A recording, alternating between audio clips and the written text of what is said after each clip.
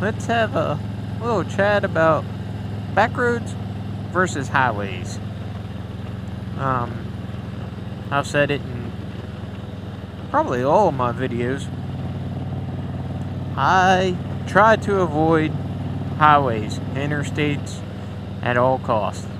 It's not because you can get out on the back roads and twisty, curvy roads and tear it up, cut up, and ride like an idiot and get an adrenaline rush. The biggest reason why I try to avoid all that stuff is because I'm a semi-truck mechanic. Semi-trucks run interstates and 4-lane highways and things of that nature. Their job is to get the freight there as quick as possible, so they take the fastest route possible.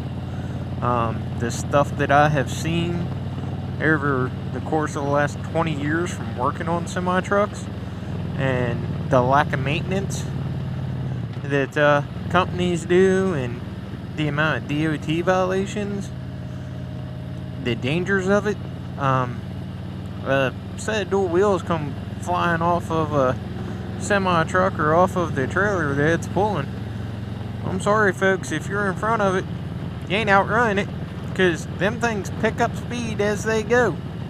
They don't slow down because they come off. They pick up speed really fast. And if you get hit by one on a motorcycle, it's going to kill you. In a car, you might have a chance. I've seen some cars that have been struck by a set of dual wheels that come off of something, and the damage, it's not pretty. It's actually a miracle that the people actually made it out of it. But you've got semi-trucks running around, they've got broken springs in their brake chambers and all kinds of stuff, so their brake foundation isn't working right. You got slack adjusters that are bad, so they've got self-adjusting slack adjusters, and slack adjusters are bad, so they're not working properly, so therefore your brakes are all out of adjustment and things of that nature. That's 80,000 pounds of death rolling down the road at 70 mile an hour. Now, a lot of the trucks are cut back. They're set for a speed 65, 70, some companies. You know, your owner-operators, some of them, they're run out wide open. And at the same time, you get some of the owner-operators who'll go out there and they'll run on no sleep and everything else, and they'll fall asleep at the wheel. I can't tell you how many times I've worked for towing companies and things of that nature in the past too, and you go out on a wreck and the guy fell asleep at the wheel. I mean, they live in them things, so they're trying to make time to get to their destination, and here they fall asleep at the wheel. It's pretty hectic when you're on the highway. In summertime, a lot of companies do it. They run what we call recaps. Sure, a lot of people out there have heard of recap tires.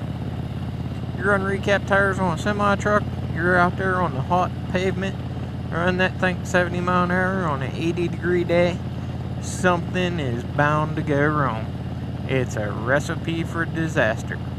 But a lot of these companies think, well, I'm saving money because I'm buying retreads, therefore I'm getting a cheaper price on them. Yeah, you might be getting a cheaper price on them, but you're going to be buying 4 of them. You know, they step over $1 and pick up a nickel every way that they can, all the time. That's all these major trucking companies out there. Every one of them do it. Man, you've got drivers out there, I hate to say it, you get drivers out there that just, they ain't got no business being behind the wheel. They're just plumb idiots. They got their license out of a cereal box or something. So, it's not a safe place to be. It's not that I don't ride them, because I do. I just choose to try to avoid them. And another thing is, the area that I live in, we have a lot of gas and oil and fracking, things of that nature going on. Well, they're hauling sand out to these well pads and stuff. That sand is real fine, and it's got silicons in it. Well, you get behind what they call a sandbox, which is just a flatbed trailer with a box on it that they take and they fill it up with sand. Well, they overfloat because they try to pack in things as much as they can, and it's technically illegal, but don't worry about it. Nobody stops them. It classifies as dunnage, but that sand is laying on the box, it's laying on the flatbed of the trailer and all that stuff. And what's going on is that stuff is just blowing back. You get behind one of them things, it's like you're walking into a sand blaster. I mean, I do it sometimes. There's a lot of people out there that wear half helmets or no helmets. Me, I'll wear a half helmet a lot of times, especially when it's hot out.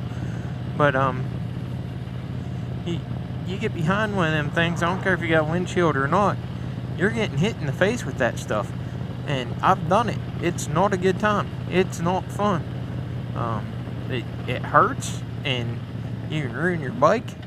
I mean, it's not worth it. So, I mean, I understand there's circumstances where you can't avoid it to get somewhere. Like if I want to cross state lines, most of the time to go west, I gotta get on the highway.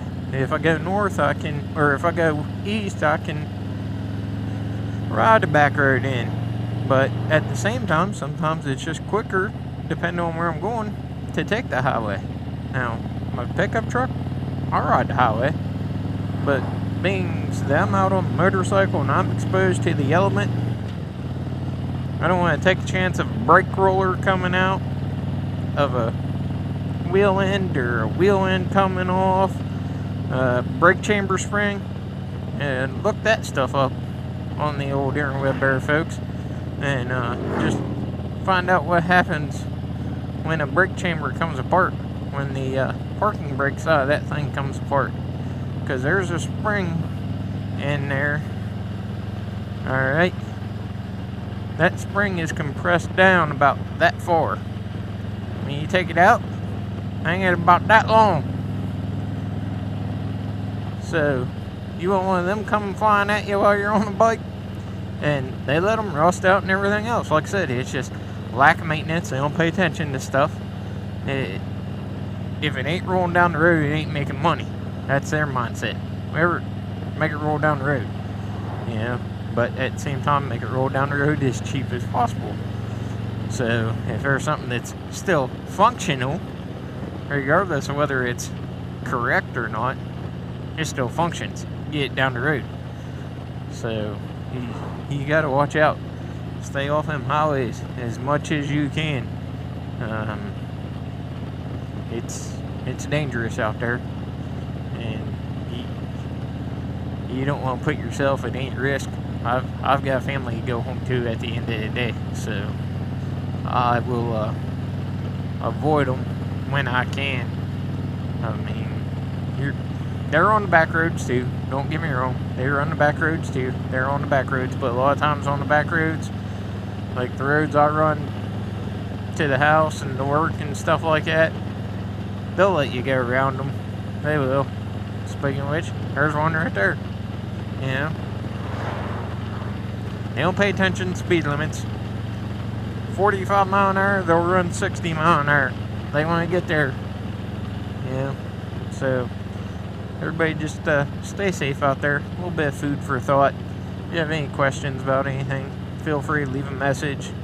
And go ahead, like, comment, subscribe, all that fun stuff. Give it a thumbs down if you want to. I don't care. I'm just out here doing this for fun, something to do. Check out the horses. That's a big reason why I bought the camera, because of the horses. But hey, we'll see y'all later. Have fun.